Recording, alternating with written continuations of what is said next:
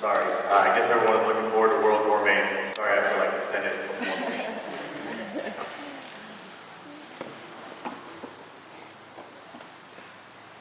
So Grandma was saying had this habit of folding up Kleenex and napkins whenever we went to McDonald's and saving it for later. I didn't really understand it. Mom could attest to this because she would take Grandma's jackets and it would be in her pockets all the time.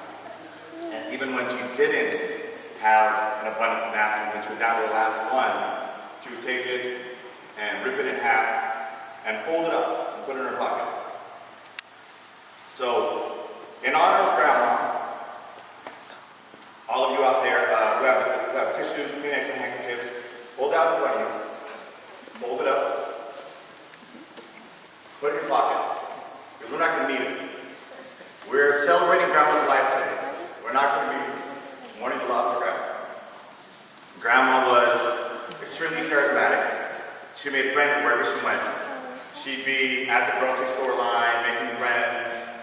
Grandma made friends in her hula class. She made friends in ceramics. She made friends here at St. Anne's. She would make friends at the Filipino Citizens Group, the FAUCPB. She made friends wherever she went. She made friends at farmers market. In fact, I remember this one time, Grandma took me to farmers market here in Union City.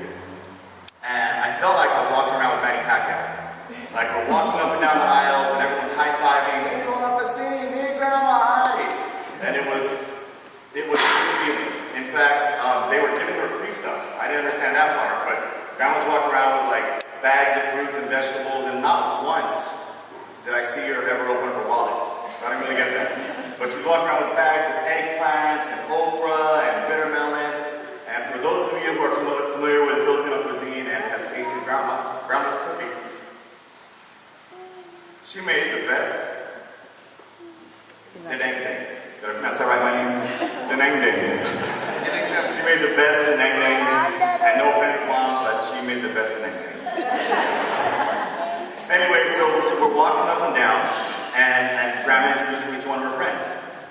And she says, this is my grandson, Benjo. He's one of Pat's 4 sons. And she goes, oh, wow. I've heard so much about you. So here I am, I'm glowing with pride. I'm like, yes, yes. She totally knows me. And she goes, wait, are you the musician? And I'm like, no, I'm not the musician. So my glowing pride kind of goes down a little bit. And I said, and she goes, are you the attorney? No, that's not me. Are you the engineer? Nope. You must be the grandson that ate all of your siblings' food when you were growing up. Guilty as charged. So it was just funny. I mean, Grandma knew everybody. Grandma knew everyone. Grandma knew everything. I mean, Grandma was like a walking Wikipedia. She loved to read. She loved writing. And I mean, it makes sense because she has the bloodlines with Grandma Vashon, Grandma Lumen, Grandma Hussein. They're all teachers in the Philippines. So it makes sense that she loved to read and write. I remember growing up, I'd come down in the middle of the night sometimes to go to the fridge and eat some of the leftover deneng-deng. And I'd see Grandma in the corner. And she'd have her nightlight on, she'd be writing postcards. And she loved writing postcards to her relatives in Southern California, to her relatives in the Philippines. She loved writing. One thing that I remember about Grandma's writing was that it was perfect.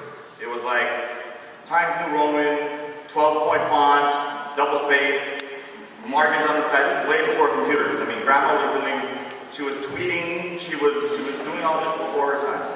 And if her love of writing wasn't that bad, her love of reading was even worse. There'll be times we'd be sitting there eating breakfast and Grandma would be reading the nutritional information on the Cheerios box. We'd be at the stores, we'd be reading Globe, National Enquirer, Star, all the tabloid magazines. In fact, I remember this one time, I came back from UCLA in the summer, and Grandma goes, Benjo, did you know that Shaquille O'Neal and Kobe Bryant are fighting? I'm like, how do I consider myself a Laker fan when my own grandma knows more about my favorite team than I do? And then she followed up and said, did you also know that Jay-Z and Beyonce are getting married? I didn't even know they were dating. We got to the point where we had to go and brush up on our sports trivia and our pop culture before we went to visit mom, because I couldn't keep an intelligent conversation with grandma otherwise. I mean, grandma loved reading, she loved writing. Grandma had a passion for life. She had a passion for her family. She was so proud of everyone. I mean, she had like a wall. Excuse me. I'll get this out of my pocket because this is what grandma made me say before.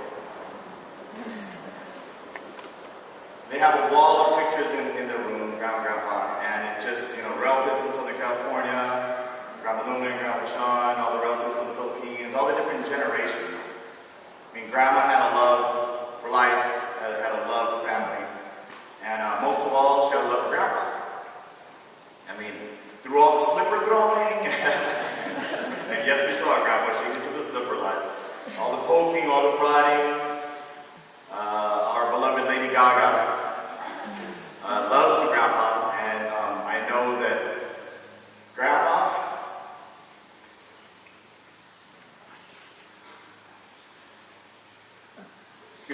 and Uncle Junior are looking up and watching after you.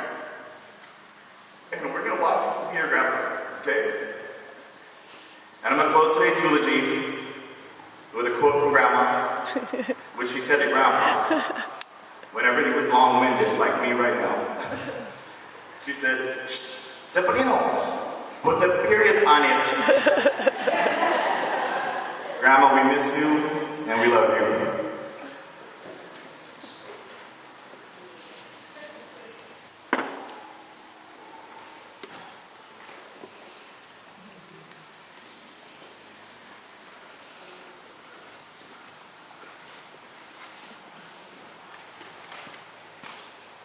Sisters, brother,